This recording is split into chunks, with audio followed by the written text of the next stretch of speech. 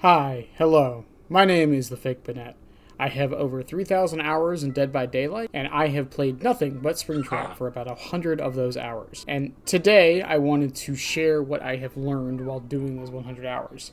Now, this video will not be a guide. However, there will be things in here that you can use in your games to be better at Springtrap. Think of this more as, I did this so you don't have to, and some of the things that I learned here could be used in your games. Now, that also includes going over add-ons, perks, some of the maps he's good and bad on, some small little tricks and things like that. I have done other videos on specifically the add-ons and perks. If you want to go check those out, they will be linked below as well.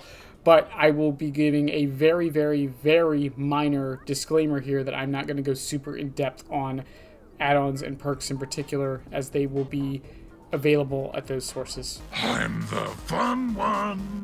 So Springtrap is a killer with a 24-meter terror radius. However, he does move at 110 movement speed when he has his axe on him. He moves at 115 once his axe is thrown, so this does need to be noted. A lot of times, as I've mentioned, is the best thing to do with Springtrap's axe is to throw it at the beginning of the match, as soon as you can. You don't always need to do this, but it's usually the best, as you can be 115 when you need to be. Basically, the general game plan is to only have your axe on you when you are in a position to use it to damage the survivor with it. So until you get into that range, you don't need the axe on you, unless you're prepping it for something else, maybe using it with a certain add-on. So, with that said, let's get into how the axe itself works. So I won't bore you with the exact numbers on how the axe works, but the things you need to understand is that the axe arcs. It has weight to it, unlike Huntress's hatchet. It does not fly in a straight line, even once it's wound up fully. Springtrap is very weird with his wind-up, as unlike Huntress, who I will use it as an example a lot, is he doesn't have a wind-up time. Once the axe is held up, it will go the same distance no matter what, as long as he's aiming it in the correct trajectory. Again, it's just learning the arc. If you want to learn the arc specifically, I highly recommend taking Help Wanted an add-on of his, and going through custom matches to figure this out. Alright, so just a very quick demonstration of Help Wanted showing how the arc works.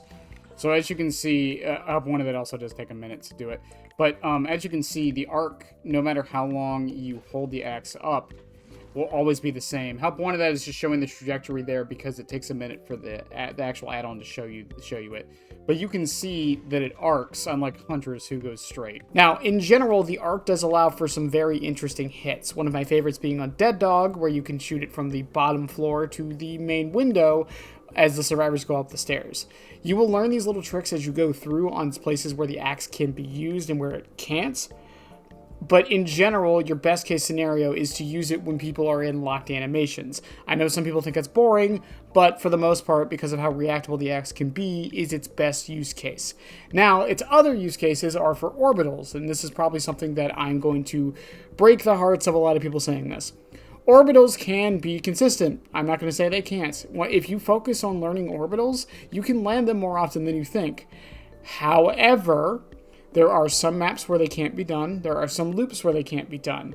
There are a lot of situations where it would be better to just throw the axe to get the 115 and maybe go for the orbital. So in general, my recommendation with orbitals is try them, see if you can land them, try to keep getting better with them, but understand that they are not always the most reliable thing even once you get good with them.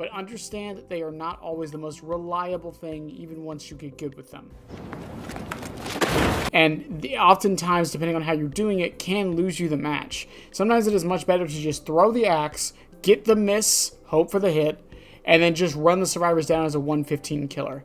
This is often one of your best situations. We'll get more into this with the add-ons, but in general, it's a good idea just to use the axe when it can be used.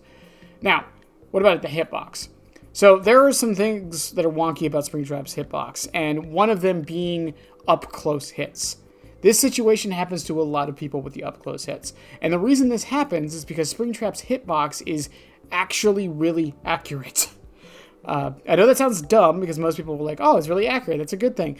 The problem with it being accurate means that if the survivor is directly in your face, the axe actually isn't there. It's slightly in front of Springtrap because his arm is holding the axe out. The projectile doesn't come from his chest. It comes from his arm. So that means if the survivor is like touching you or like going in for a hug, they aren't going to get hit with the axe. The accuracy of the axe does have a double-edged sword effect, however. There are many hits that wouldn't be possible with any other projectile if the axe had a bigger hitbox.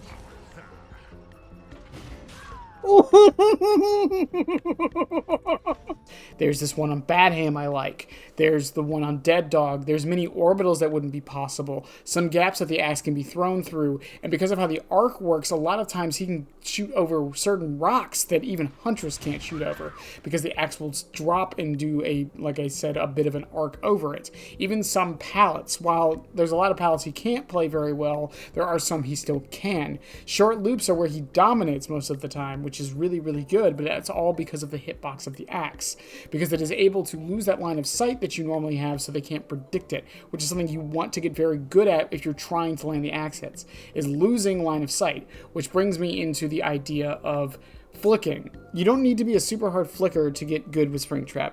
This isn't like playing Huntress or Deathslinger, who, to be fair, don't even really have to flick that hard either, but the best way to play Springtrap is often to aim the axe at a different direction and then flick towards them and then throw it. Because if you're aiming right at them, all you're really going to do is zone and they're probably going to dodge it. And the struggles this definitely causes with Springtrap is that the axe is so reactable, it will discourage you from trying to land them. Why are we still here? Just to suffer? So something else we want to talk about before we do move on to the doors is zoning. Zoning is a very powerful tool in Dead by Daylight. It is very powerful, and a lot of people find it very annoying. However, it is an integral part of the game, and Springtrap is one of the best zoners in the game. His range is a little shorter than the other range killers, but he's not punished nearly as much for raising and dropping his axe, and he's also not slowed down as much when he has his axe out, which I think was by design. So a lot of times you can hold your axe up and make people zone, or make people go left and right, making them lose distance. Something you want to note with this is that if the survivor is not dodging, throw your axe, because you're just going to lose a lot of distance doing this. So when you're doing this, the ideal situations to do this in are dead zones. When you're not in a dead zone, you want to wait until the survivor is looping something completely where they only have one direction to realistically dodge, and where they will try to flare, which is when you move slightly to the right or left to dodge the axe. For these, all I can recommend is vetting the survivors. Some of them will dodge, some of them won't. It will be frustrating either way, and you need to learn which ones they're going to be. Sometimes you can aim the axe at a place where it will hit them if they dodge or if they don't dodge, but that's something that, again, comes with time and not really something I can tell you how to do. But in my opinion, when you want to zone with this, outside of dead zones is usually when they're going to a resource. Now, I would not recommend zoning a survivor from dropping a pallet unless you absolutely need to. If there is a situation where if they drop the pallet, it's going to waste so much time, you're going to lose the match, go for it. Zone them off of using it. However, many times, survivors have learned over the past few months, the best thing to do against Springtrap is not drop the pallet until he throws his axe. Unlike Huntress, Deathslinger, and even Trickster, or Nemesis, once Springtrap throws his axe, he doesn't have it for at least 7 seconds, and that's if you're running restaurant menu. So a lot of times it is in their benefit to just waste your time as a 110 killer and loop you around the loop at least a few more times, then drop the pallet. And even then, if you hold your axe up, there's a lot of times where you'll get stunned anyways because of how the hitboxes work. So my recommendation is if they are going to a pallet that you know they need to drop, throw the axe as soon as you can. I'm not saying be willy-nilly with it, but throw it as soon as you get a good opportunity. And if you miss, suck up the pride and ego and just run them down as a 115 killer. You will thank me later with how much better this will make a lot of your games and how much faster a lot of your looping will be because of it. I will find you. Moving on from the axe, we have the doors. Now, I want to throw in stealth into this section because stealth is something that is very complicated in Dead by Daylight in general, but for Springtrap in particular, I think stealth is a highly debated thing. I'm not going to go into the exact numbers here, but Springtrap is very loud when he's walking because of his mechanical footsteps. Now, the devs tried to address this recently, and he is a little quieter, but you'll still hear him at about 12 meters, even if he's undetectable.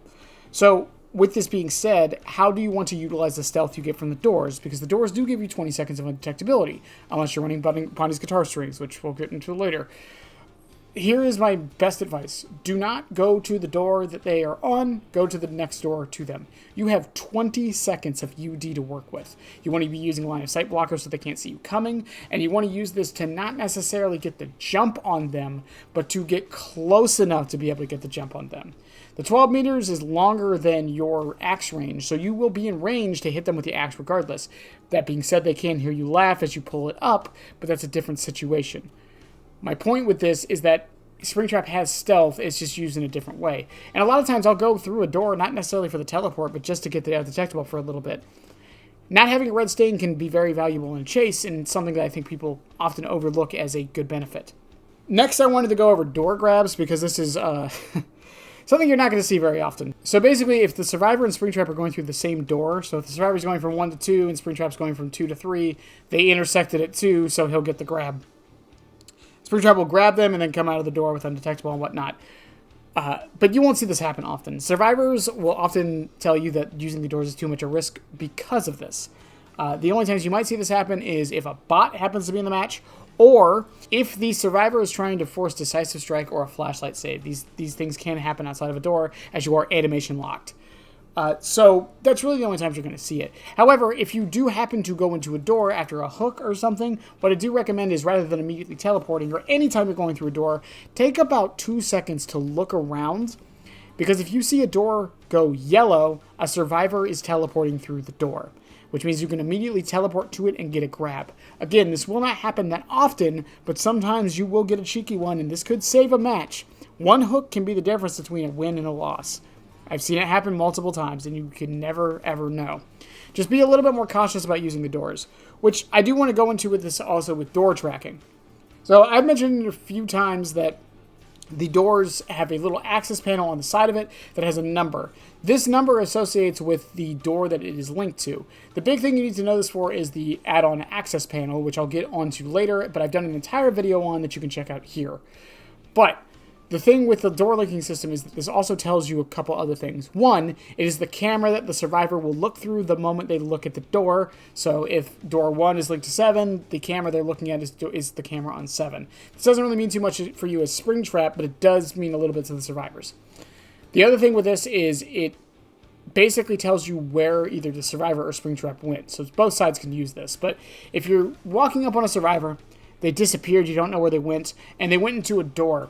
If you look at the panel, you can see which door they went to, so you don't have to question it when you don't get the grab. So if you walk up on door 1 and it's linked to door 3, and the Survivor just went in it, if you go in the door and you don't get the grab, you know they're at door 3. So you just teleport to door 3 and you just follow them like normal. And now you're undetectable, so you might be able to get the jump on them. Again, it's a small thing, but you would be surprised how often you can use this to your advantage. Survivors will often only use the doors when you're in chase, if they use them at all, and that's usually what you want to be looking out for. If you use door 1 to go to door 6, I know I'm using door 1 a lot of these examples, but if you use door 1 to go to door 6 and you come back on door 1 and it's linked to door 3, you know the Survivors used it because you didn't do that. So now you can go from that door to door 3 and be like, oh, hi, Survivors, and then hit them with that. So then we're also going to go into the cameras. Another aspect you won't really see Survivors using too much, but I feel like it is necessary to understand how this fully works. So when the Survivors look at you in a camera, they don't need line of sight. It can see you through walls. This, I believe, is a failsafe just in case the doors spawn in really dumb spots. But they can see through walls, and once they detect you, any undetectability you have is gone for the next 10 seconds or so. You can get this undetectability back by going through a door again, and this supersedes every form of undetectability, whether it's from a perk, an add-on, or your base power. However, for some reason, it does not affect blindness, so if the Survivors are blinded, they will not see your aura. For some reason, it isn't affected by blindness. It is still affected by blindness. We don't know why fully, but that makes a perk like Mindbreaker very, very powerful on Springtrap, as he doesn't have any add-ons that apply blindness, probably for this exact reason, so that should be noted. Now, you might have noticed that I didn't really talk about the grab too much, not the office grab, but the base axe grab. And the reason for this is that it doesn't really have too many benefits to knowing if you should do it or go for a standard M1, but some things I do want to note with it is that the range has been slightly increased since his release. This was unsaid in any of the patch notes. We've just noticed this from testing. It was increased by about half a meter. It doesn't seem like much, but believe me, it makes a difference. The benefits to getting a grab, though, are the blinding immunity, which can still be circumvented with flashbangs if they time it correctly, but you can't be flashlight blinded. So if you're going up against a flashlight squad, oftentimes the Springtrap, you actually don't need to slug people. You can just do an axe grab and circumvent the entire process. The other thing with axe grabbing is that it is technically faster than picking people up because you don't have to go through the animation of either A, the axe recovery, which is about 2 seconds after you down someone with an axe, or B, the blade wipe, which is about 2.7 seconds. So regardless, you don't have to go through any of that. The other benefits is that oftentimes you can get people before they are able to do something. A lot of times you would be able to grab someone before they're able to make it to a pallet. And the best time to be able to get an axe grab, as I stated earlier, is with very, very close hits. If you do a back rev axe, that is the best time you're going to get it. If you really, really want to go for those axe grabs, though, Celebrate Poster and Greasy Paper Plate are your best bets on add-ons, and you'll basically guarantee it every time as long as you hit a close range hit.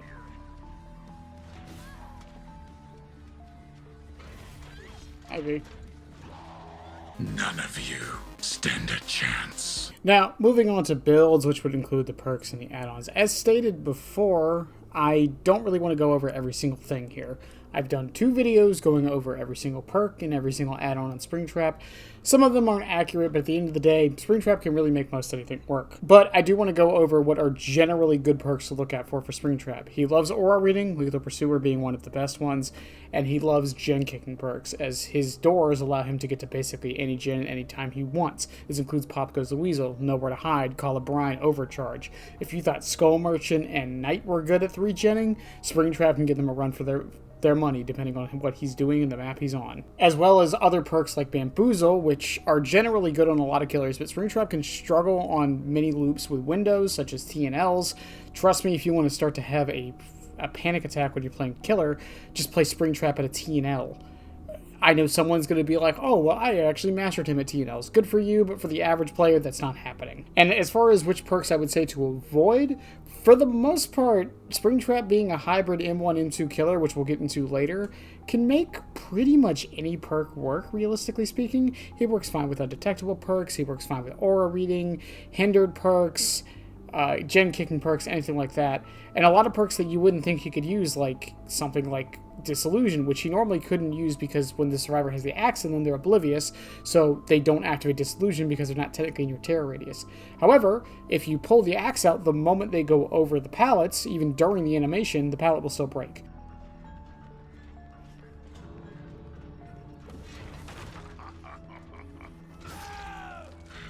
So there's a lot of things in here. Plaything can work very good on him. A lot of things like Make Your Choice and Expose builds can also work on him decently well, as he can, again, get around the map very fast.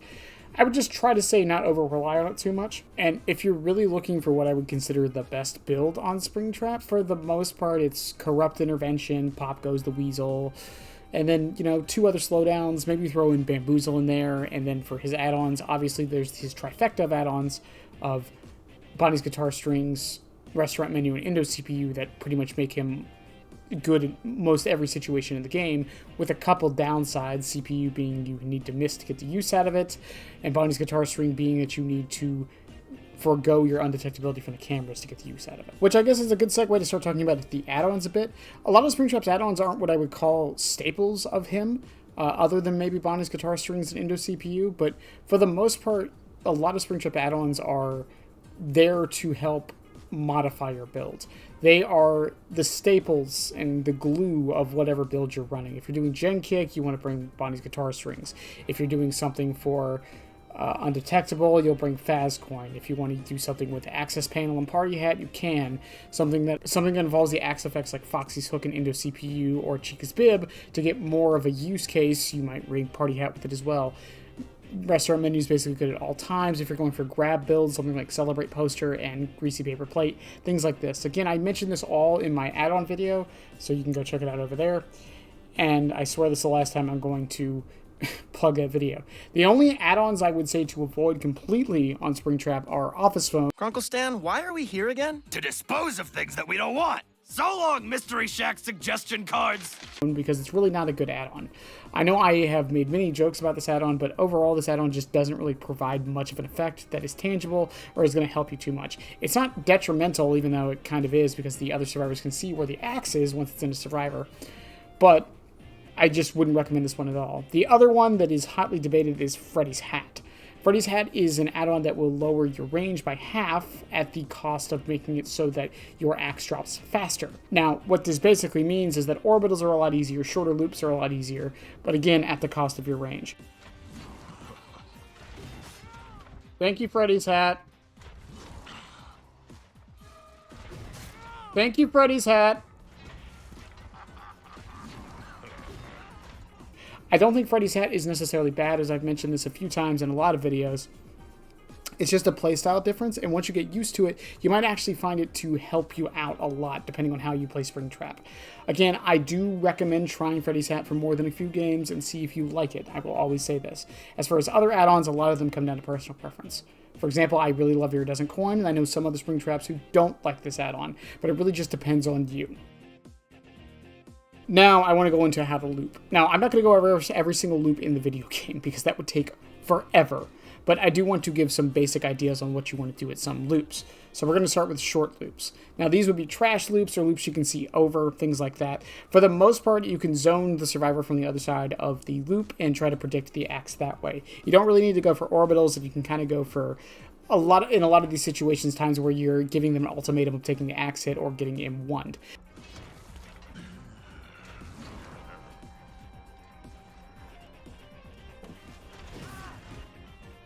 Something to be noted is that once you drop your axe, there is a little bit of time where you can't M1, and the survivor will be able to make the pallet if they can, or they will just dodge the axe and then be able to do it as well. My recommendation is a lot of these is it's usually better to just not throw your axe at these and just keep the 110 movement speed and just play it like normal with the zoning playstyle and try to hit over the gaps if possible and only throw the axe after you've lost line of sight with the survivor. The survivors will often crouch, making them lose distance and making the hits a lot easier and less time consuming. For tall loops, your best bet is to wait for either long stretches where they are able to be hit with the axe, or for animation locks such as windows and pallets.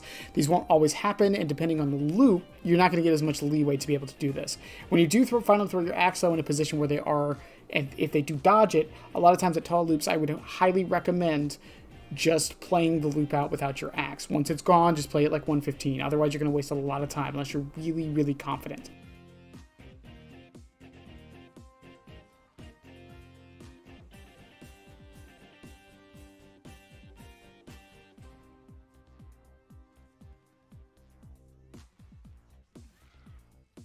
Tall loops are also your best chance to go for orbitals, as a lot of times the survivors will hear you doing it, but if you aim your orbital correctly, you can not necessarily get the hit with the axe, but put them in a situation where they dodge it left or right, moving them from their check spot and getting an M1 out of it. So this is something that also needs to be noted. Now, if you want to learn how to do orbitals, again, it's just time and practice. However, there are a few creators I will have listed below that are very, very good at them that you can definitely go to learn. Main buildings are a little bit harder because depending on the main building depends on how this is going to work. But for the most part, in main buildings, your axe is going to be almost completely useless. There's a few exceptions and a few situations where it's not. Underneath Badham Preschool, the hole that leads up the stairs, you can get hits through this. As I mentioned earlier in Dead Dog, you can get hits from the bottom floor to the window that leads out to the balcony. And there's many others like this. But for the most part, once you have thrown your axe in a situation like this, hit or miss, like I said earlier, you're just going to want to be 115 until you're in a situation where the axe can land a hit. Now, when I say recalling the axe to land a hit, a lot of times you do want to preemptively recall your axe, because there is that 1.5 second animation before you can wind it up and throw it again on top of the wind up animation. So a lot of times you want to recall it and then wind it up as you're rounding the corner, not once you have rounded it. Now, with all of that said, that leads us on to the granddaddy of all loops, which is Shack. Now, if you're running Bamboozle, you don't really have to worry about a lot of this, but the best way to run Shack as Springtrap is from the window inside to the left away from the pallet. And the reason why is because a lot of times when you do this, if you don't have your axe. Now, if you have your axe, this is a completely different, but if you don't have your axe on you, which is ideal, you want to recall the axe the moment you hit the corner, and then you want to wind the axe up right before you make it through the doorway. Aim straight at the window, and if the survivor is going to vault through the window, you throw it and hit them immediately. If they don't, and they know what you're doing, they will try to dodge, and then if you still have your axe up before you throw it, we'll try to go for the pallet side. And again, you can just throw it there or zone them off of the pallet. A lot of times survivors will fake the zone itself and then go right back to the window. I'm just going to use this clip here to demonstrate the problem with playing Shack as Springtrap, particularly Shack, but this happens on a lot of other loops too. Notice the exact time that I have to recall the axe. That's the only time you can. If you do it too early or too soon because of the movement speed change and because of the wind-up speed, you will not land this hit. And even then, as I was going to say here in a second, it's still a 50-50.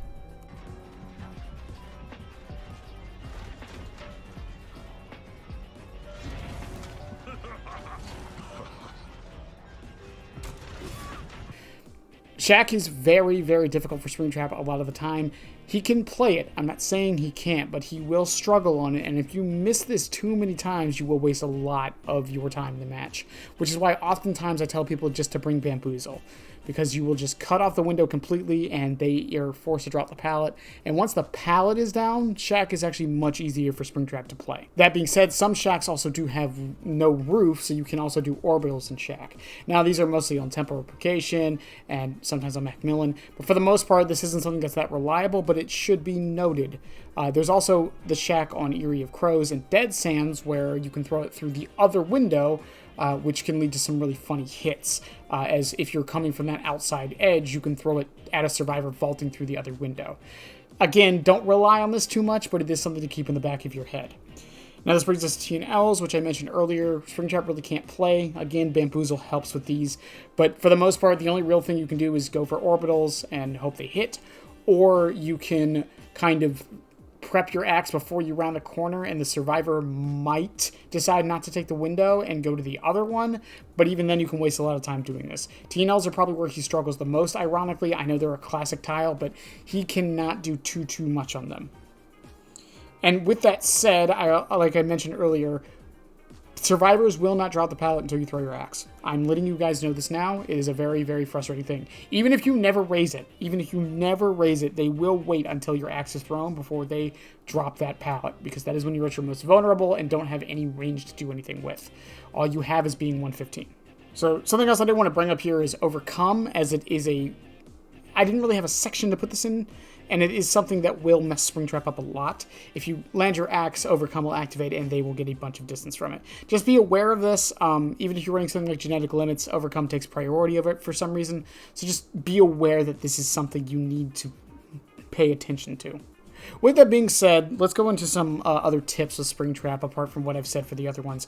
Door glitching. So this is a trick that was discovered by someone in my chat, Nimbus, I believe, where if you put your axe on a door, it disables the door, but it also causes the screen to have a glitching effect. Normally, the survivors would be able to see you coming when you're teleporting because the screen will glitch, but if you have your axe on the door and for 10 seconds after it's removed, they don't see the glitch. Now, they can very faintly see it, but as I've mentioned to a lot of people, I have many instances of this working, as well as there's also a bit of a bias. As you, someone knowing that I'm talking about this thing, are looking for it happening, so clearly you're going to see it better than someone who has no idea that it's happening.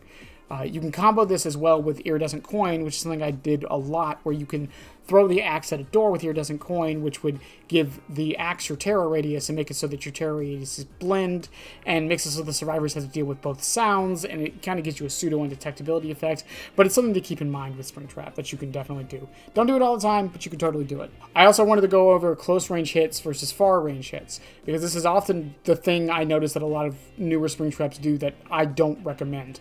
If you can't down the survivor with an axe, oftentimes, unless you need to, it is better to go for close range axe hits. The reason being is basically back revving them with the axe and then hitting them leads to easier grabs. It means that they get less distance, and it means that you can follow up much sooner. Going for long range hits, they'll often get the axe out of them before you even have a chance to get halfway there, thus making you 110 movement speed the entire time. That is the other downside to the axe being pulled out, is that while you do get your range back, you yourself are 110 the moment it comes back. And while the axe is in them, you have no threat. There is nothing for them to worry about because all you can do is walk at them as a 115 killer. Which leads into when's the best time to recall the axe. Oftentimes you want to recall the axe right before they're in an animation lock or they're in a dead zone. These are the two best times to do it. You want to keep your axe in them if they were in a situation where they're not even pulling it out because you get constant wall hacks on them.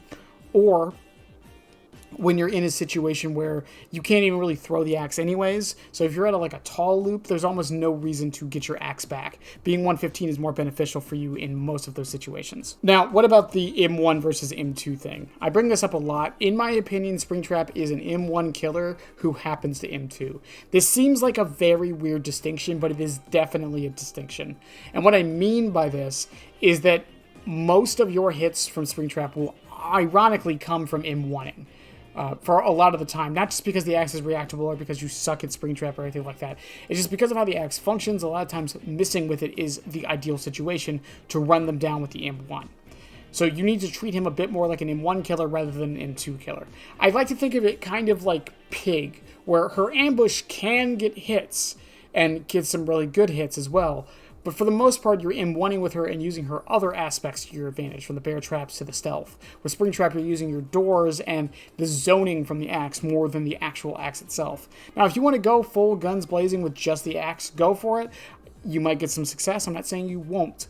But I'm saying from the standpoint I see Springtrap, he is more of an M1 killer who happens to M2. Now, this doesn't mean that he can use M1 perks very well either. Now, he can use exposed perks pretty well, right? Because of the generous timing. He can use Save the Best for Last, okay, but he's not very reliable. Even something like Rapid Brutality he can use pretty well. Even Jolt or Surge, he can use all of these very well, but I wouldn't rely on them too much. Because if you do get the down with the axe, then it's kind of pointless to bring them. And then the last thing I wanted to talk about is something I haven't talked about in any of my videos, which is maps. Now, maps are a complicated thing to talk about because there's a lot of different factors that determine whether a map is good or bad. So I'm just going to put out some of the maps I think are bad for Springtrap, and they're going to be the obvious ones, but I feel like Hawkins and Midwich are his worst maps.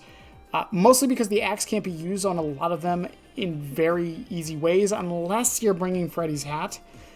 You can play them with the axe normally, you sure can, but for the most part, these maps just don't do too great. On top of the door spawns being really annoying on them, I have kind of grown to like Larry's. I know some people would say it's bad for him, but I think a lot of the animation locks he can play around and him being undetectable is okay on that map. Plus, the doors don't spawn in too bad locations, so like it's decent. And some of his better ones, I know some people are going to be shocked that I'm saying this. I think Nostromo is one of his better maps.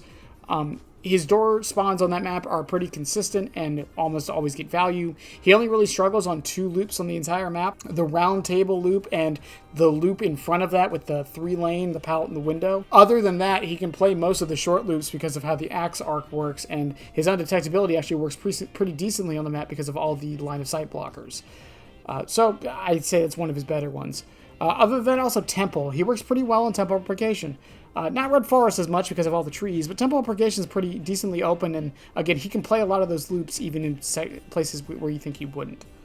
But again, maps are a harder thing to determine, and they really do come down to personal preference and your build and things like that. So I definitely say you take this one with a grain of salt. I just wanted to throw it in here because I felt it was necessary.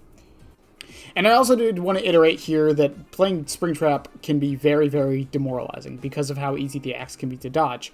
What I want to say is that from any creator or anyone you see who's playing Springtrap, go watch their raw footage. Most of the time, what you're seeing is going to be the best of the best. Either it was a very good match or a clip or two where they got a very good hit. Do these happen? Of course, they happen a lot. Once you get used to the axe trajectory, they'll happen more than you think. But you will have those bad games, you will have those bad days. You are going to miss. Just accept it and move on. Don't try to go for those perfect shots all the time. Don't try to line it up and think 3 moves ahead of your opponent. Just throw the axe and trust the arc. That's what you have to do. And the last thing I wanted to do this entire video was talk about the other range killers and why would you play Springtrap rather than playing them. So Huntress, Deathslinger, and Trickster. Now, all 3 of these killers have slightly different things. I'm not going to go into the nitty-gritty, but the basic thing here is the thing Springtrap has above all of them is, one, his zoning is better than most of them, except maybe Huntress, but she is slower.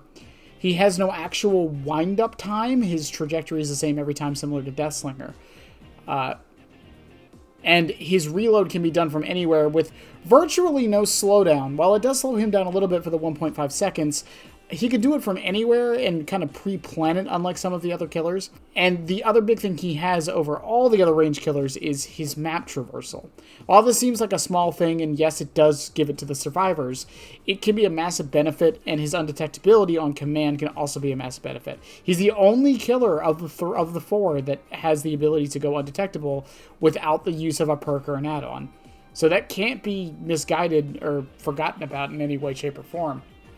As well as he's the only one who can hit over most loops. While Huntress can hit over some, she can't hit over a lot.